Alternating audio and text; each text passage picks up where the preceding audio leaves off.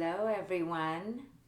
So today I'm very excited to tell you all that I will be embarking on a new course with you called Viral Wisdom.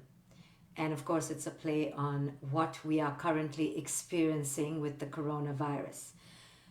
Every day at 12 p.m. Eastern, I will be here on this page teaching you about how to elevate your mind and transform your greatest fears into your greatest manifestation. So I do a lot of courses on my regular website, and I have a lot of courses offered there, and they are actually on a huge discount, and we will post that link separately. But for many people who've wanted to take my courses or who want to learn more about improving their self-development, but they haven't been able to garner the funds or garner the time, well, this is why I'm here, and I will be here for the next 30 days at least, every day, to give you some key self-growth teachings that I think are pivotal and vital during every single time. So this is what I'm going to be offering you every single day.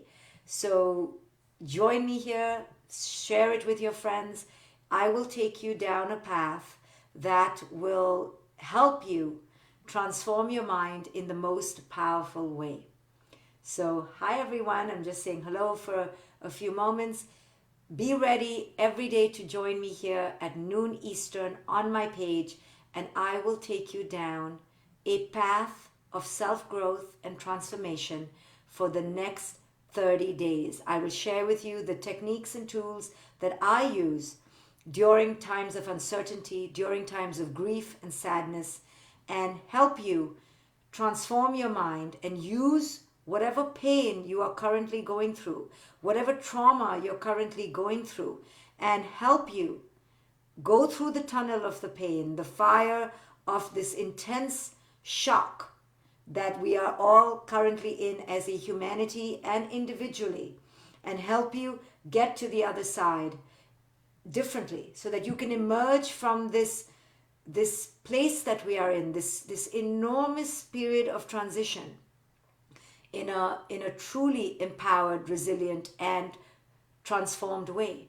You see, in order to go through this vortex that we're in, we have to employ new techniques, new strategies, if you will, new ways of thinking. Otherwise, we will be run amok in shambles. We will be left astray. What we are experiencing and what we always experience in life are unprecedented moments of shock and trauma. And when these moments of shock and trauma come to our awareness, come into our reality, our defense mechanisms that we have been employing since childhood fall apart. And that is why we become paralyzed and we become depressed and we become terrifically helpless. This is human, it's natural, it's normal to fall apart in trauma.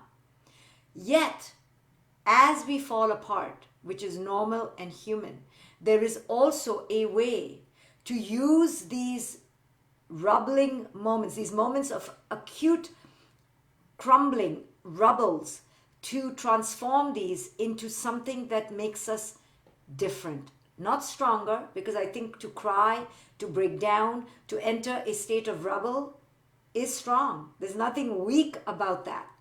But something new, something different. And this is what this course is going to be about. I'm calling it a course because I'm going to be doing specific teachings from my book of wisdom, the book that I turn to. And the book that I turn to is not a religious book. It's not even a book followed by many. It is, however, an extremely pivotal touchstone point that I turn to in moments of my crisis. And it's the book of the Tao De Jing, written by Lao Tzu, I don't know in what century, and we don't even know who Lao Tzu really was. This man named Lao Tzu, just like I often say, the man we know as the Buddha, because I don't really know. It's written in history, but history as we know is written by mere mortals, and mortals transform history according to one's point of view. So this book called the Tao Te Ching, it's pronounced Tao Te Ching, even though it's spelled Tao Te Ching, by Lao Tzu, to me is the touchstone book of the fundamentals of how to live. Life is suffering, the Buddha said. The reason why it's suffering is because, in short, it ends. What that means is that life is essentially, excruciatingly, brutally, unabashedly impermanent. And because of its impermanent nature, it is suffering. Every relationship will end. Everything as we know it will come to an end. Because everything as we know it transforms. And in the transformation is a death. So because death is part of life, is part of death, is part of life, the Buddha said, life is suffering. There is no two ways about it. Everyone you are in a relationship with right now will die. Now I'm saying this in the first day because I'm just opening you up to the essential nature of life. It is impermanent, and because it is impermanent, it causes suffering. Our suffering comes from this unacceptance of life. So the Tao Te Ching and the teachings of the Buddha teach us how to wrap our mind, our human, frail, fragile, childish, infantile mind that just wants security, comfort, dependency, stability. How can this mind wrap itself around the fact that when we are born, in the birth is the death? How can we wrap our mind around this? And you see, our mind cannot elevate. Our mind stays infantile. It stays in resistance because we get attached. We get attached. You see, the unique thing about us humans is that we have this heart. We have this heart. With this heart comes love, yes? With this, I mean, in the most awakened heart. Not everyone has the capacity to love. But when you love, you cling, you attach, you create a bond. And in this bonding, just in this greatest joy of our lives, which is the human connection, is the greatest suffering, because this connection has to die at some point. So what we're seeing right now in this crisis, in this current moment crisis of the coronavirus, is that death abounds. Our fragility is in our face. Our mortality is in the mirror. And now, unlike before, we cannot escape. And because we cannot escape, even more acutely because we are locked down, we are in isolation, we are forced to come to a choice point, to either confront the fundamentals of life and learn to stop resisting it, or to collapse in the face of the fundamentals of life. But this is an unprecedented trauma with an unprecedented opportunity. But it is a trauma. And I'm here to help you cope with this trauma day by day through the only way I know. So it may not work for you, but it works for me. And I'm here to share because I desperately have seen how much need there is. And I have seen how it has worked for me. So I'm here to share what has worked for me. So I'm humble in my sharing. I'm not proselytizing. I'm not saying it's going to work for you. I'm just sharing from my heart what has worked for me. And the Tao Te Ching and the teachings of the Buddha have worked for me because they fundamentally understand the essentials of life. And they teach me, and that I want to help you, they have taught me and they teach me on a daily basis how I can elevate my mind to understand that which is excruciatingly painful to understand as a human. Because it goes against what is human nature. Human nature is to attach. Human nature is to love. Human nature is to connect. Yet the fundamentals of life robs that from me because it tells me, don't attach, don't cling, don't crave, be in the moment only, because life, am transient, and I am going to go when I need to go, and I will give you when I need to give you, but with the same giving I will take. And it is this painful reality, that reality is both a giver and a taker, that is so hard, unfathomably difficult for us to grasp. So this is why we suffer. We suffer because we cannot accept the fundamental nature of reality. And the Tao Te Ching and the teachings of the Buddha are all about the acceptance of the brutality and the benevolence of reality.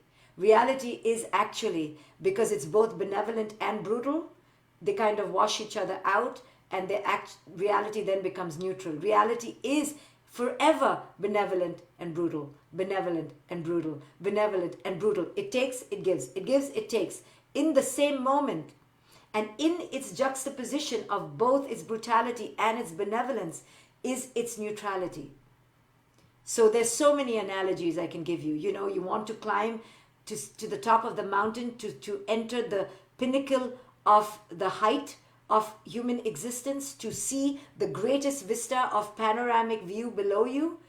Okay, in order to do that, unless you bypass and go on a helicopter, you will have to climb that mountain. And climbing that mountain is painful. Your back breaks, you have no breath, you're exhausted, you're fatigued, you are devoid of all perseverance.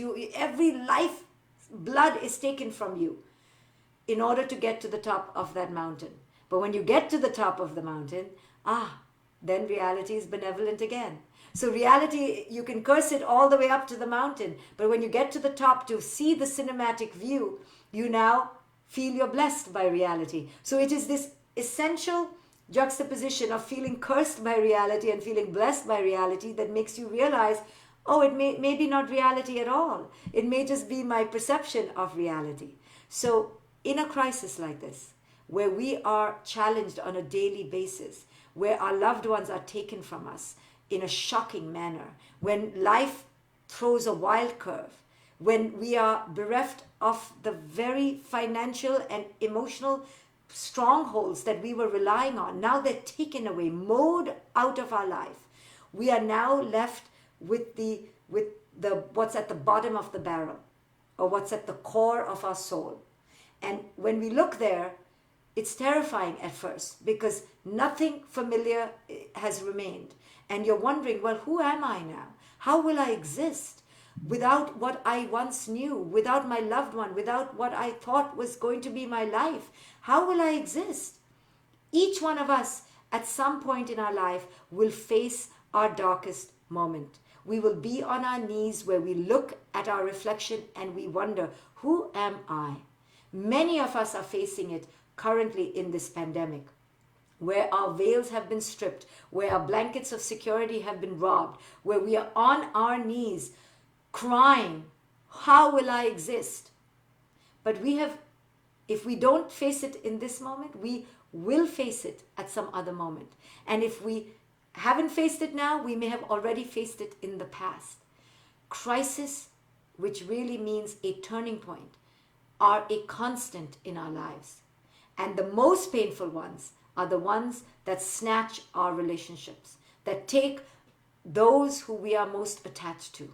And this is where we suffer the most. This is where we are unique from the rest of the animals, where we have this, even though animals also bond, of course they do, but we human animals seem to have this greater capacity perhaps, or this more needy capacity perhaps, to really bond. Right? So human to human connection is the most powerful element, quality of our lives. We know it now more than any time before in history, that human to human connection is the most vital. We have forgotten, we have ignored it, we have replaced it with wealth and greed and capitalism and comparison and success and achievement. We have literally yelled at our children to the point where they have cried, begging us to stop in the name of achievement. We have literally screamed at our partners and yelled at our friends and forgotten our relatives and our family in the name of competition. We have literally forgotten who we are in the name of success and capitalism. And now, in this moment of crisis that we are together as a globe, we are reminded that all that really mattered is the connection to the self and connection to the other. Does it matter now if your child is getting to an Ivy League school that they may never go to? Does it matter now that you yelled at your kid because they got a B minus instead of a B plus? Does it matter now that you yelled at your partner because they left their socks in the bathroom? Now you realize that your drive toward control and achievement and success and competition, and I want the best house and I want the best cars and I want the best of everything, was all a delusion. Because now we realize that all that really matters is the human to human connection. And now we're begging, please let me see my family again. Please, I'll do anything to hug my mother, hug my father, hug my loved one, right? So let us not forget that this is the essential of life. But while it is the essential of life, it is also where our greatest pain lies, because when this goes, now we suffer.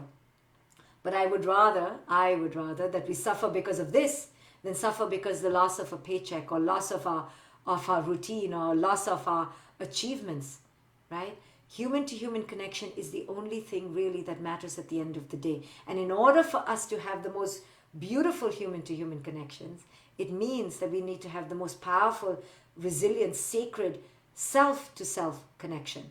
Because it is only when we have the greatest self to self connection that we can have the greatest human to human connection. So at the end of the day, we come to realize that if we don't know who we are, if we are not the mysteries of this thing called the universe, which is in essence forever mysterious, if we don't succumb and surrender to the brutal and benevolent nature of reality, we will be lost. So can we use this moment of lostness that we are experiencing as a globe to find ourselves again? And what I'm going to help you with in this course, I'm calling it a course, but with these daily teachings, is to shine the light of wisdom offered by the Tao Te Ching. So the Tao is a collection of verses, simple verses written by this man supposedly known as Lao Tzu. And these verses are this small, like they're, I don't know how many lines there are. Sometimes they're 1, 2, 3, 4, 13, 14, 15 lines of 4 or 5 words. But in them, embedded in them, to me, are the way to live life, is the path to elevate your mind, is the torch out of darkness. And embedded in these lines are the secrets of the universe. And if we can learn to live as Lao Tzu proposed, I can promise you that you will enter a state of release, of surrender, of grace, and of joy, unmitigated joy. In my life, in every moment of my life's crisis, subconsciously or consciously, and definitely since the age of 21 more consciously than before, I have implied the teachings of the Tao. I have taken the teachings of the Tao. I've imposed the teachings of the Tao into my psyche. And at each turn, I have emerged stronger, more evolved, and more altruistic, more giving, more loving. Because when you employ the teachings of wisdom and you depart from capitalism, comparison, lack, scarcity, and fear, you, through that path, enter a vista, an ocean, an oasis of tremendous peace. The clearing emerges. And all that noise and all that waste and all that extra distraction falls to the wayside. It doesn't mean that you don't keep losing, because loss is part of life. And it doesn't mean that life turns out according to life's prescription, because there is no such thing. What it means is that you are equipped internally to cope, not only to cope, but to transform. Not only to transform, but to transcend. Not only to transcend, but truly evolve. And at the end of the day, I believe we are here, individual to individual to individual, to evolve. What does evolve mean? What does that mean, to evolve? It means to understand as much as we can what this human existence is about, and how can each one of us in our own way understand ourselves in this human existence. I have dedicated my entire life to understanding myself. Now that sounds really selfish, but let me tell you, it's only by understanding ourselves that we can understand each other.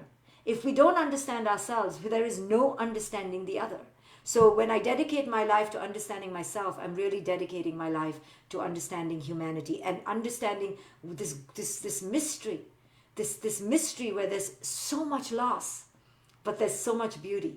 This juxtaposition of constant give and take that life gives us. This juxtaposition of constant benevolence and brutality. This juxtaposition of constant light and shadow.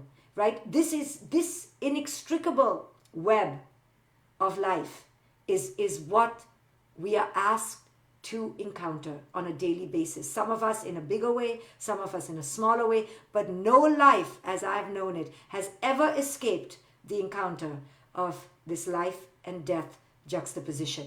Each one of us will be confronted with it now, in the past, or in the future. And the only way out of it is through it, right? And through it, how do you go through an experience?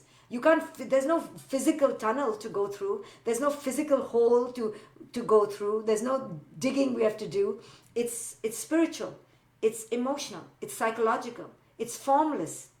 Ultimately, all wisdom is at the formless level, not at the actual level, there is no real reality. Where is reality? Where is reality?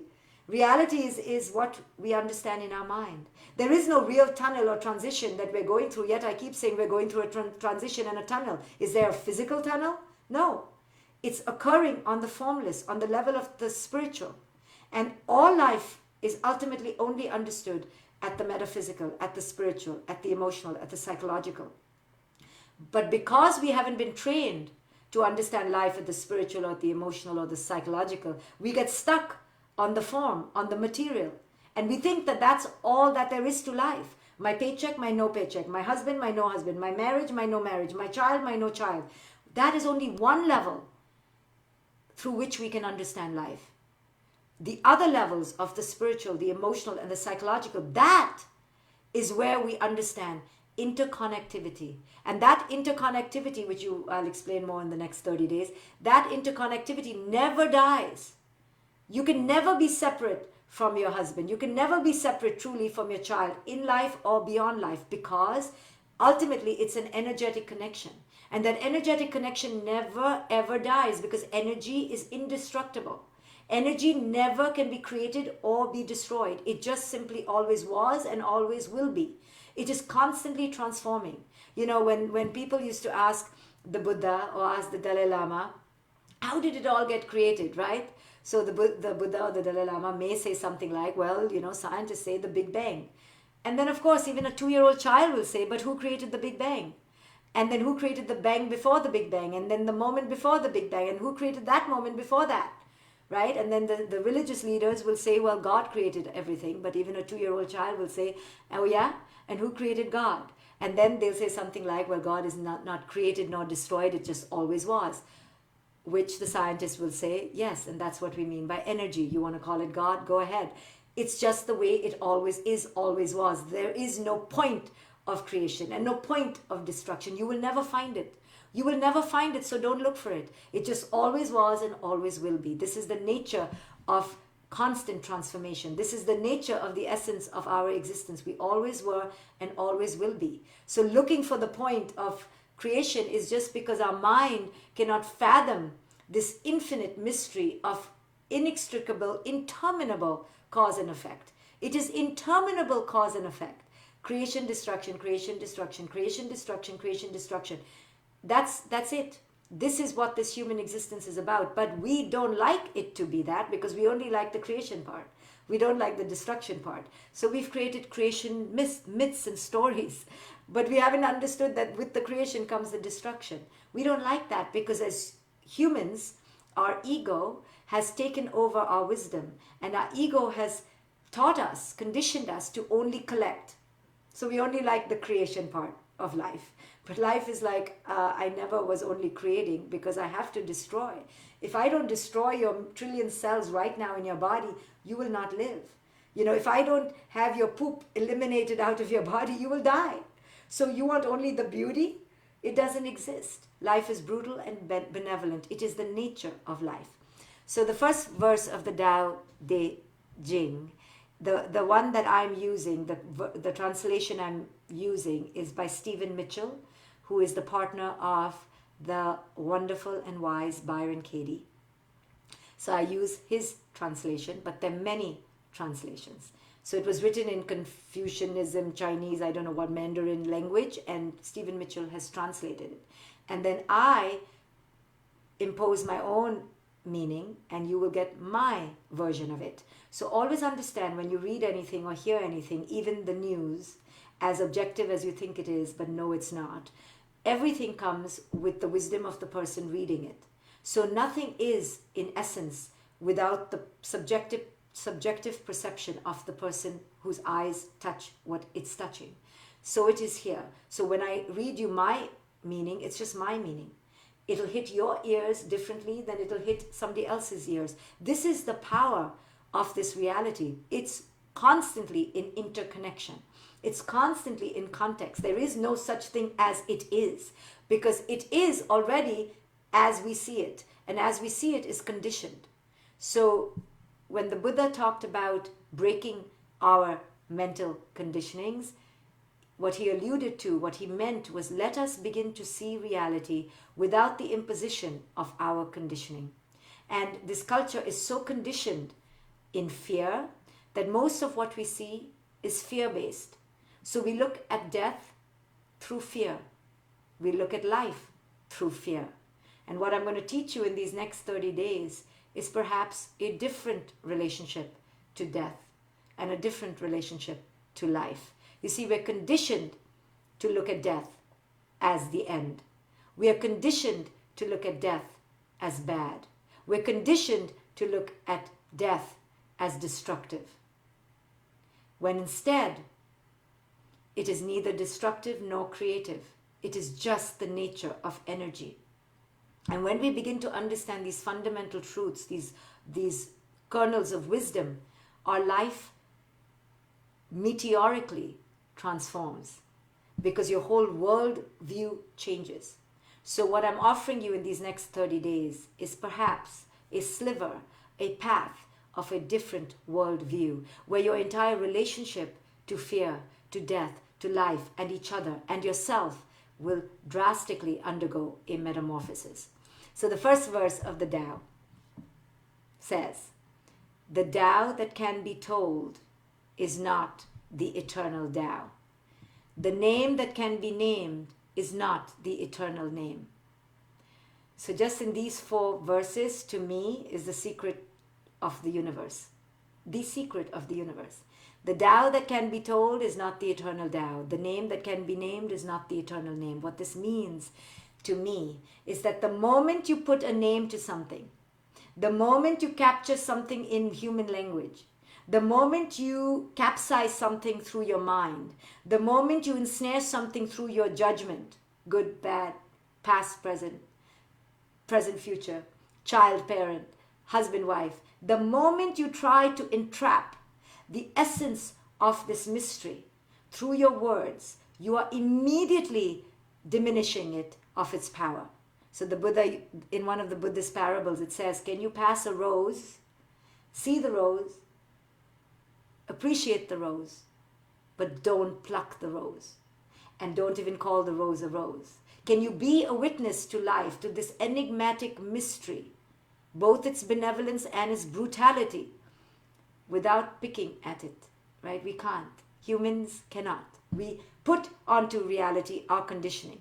And by doing that, we have now taken it away from its essence. We have now contaminated it. Now it's contaminated, because the true Tao, the true eternal mystery cannot be touched, cannot be talked about, cannot be explained through a creation story, through a god, through a goddess, through a parable. It is so mysterious, it is so unfathomably, interminably intricate that there is no explaining. And the surrender to this is wisdom. So the Tao that can be told, the minute you begin talking about the Tao, the wisdom, the way of life, it cannot be the eternal Tao, because the eternal Tao is eternally mysterious. The name that can be named is not the eternal name. So when you even say, I love you, and your love is this transcendent love, the minute you call it love, you've reduced it. The minute you tell your child, you're my child, you've reduced that child of his or her eternal power. You've made it yours. And by that you have reduced it, you see. The minute we try to capture something in our possession, we have now swindled it, we have robbed it, we have marauded it, we have corrupted it. Because each one of us and life and nature is boundless, it's constant, it cannot be in a bottle. And all of us in human life are constantly trying to capture things in bottles and prescriptions and relationships. But the human potential, the human spirit, the spirit of nature is boundless. It cannot be captured even in a form of the body.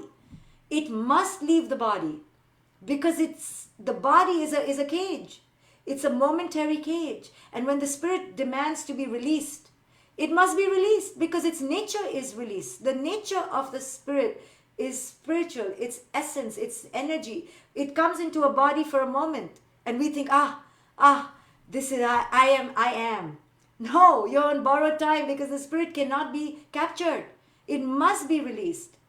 And so it is with each one of us. We must be free. We are free. We have put ourselves into labels and identifications and bank accounts and roles. This is not our nature. Our nature is boundless. Our nature is to be free. But no, we have put ourselves into these, and we think we are. Like, I think I am Dr. Shefali. What a moron, an idiot. Why would I want to be Dr. Shefali when I'm spirit? Why would I want to be this little thing, this role? How idiotic of me. I don't want to be this. I want to be spirit, which I really am. But you see what I mean? We put ourselves in this thing and we attach and we cling. And we're like, this is me and this is mine. But spirit doesn't follow these rules. You see, spirit is boundless. Spirit is like, I come for a moment, but I'm gone. I'm a flash in a pan.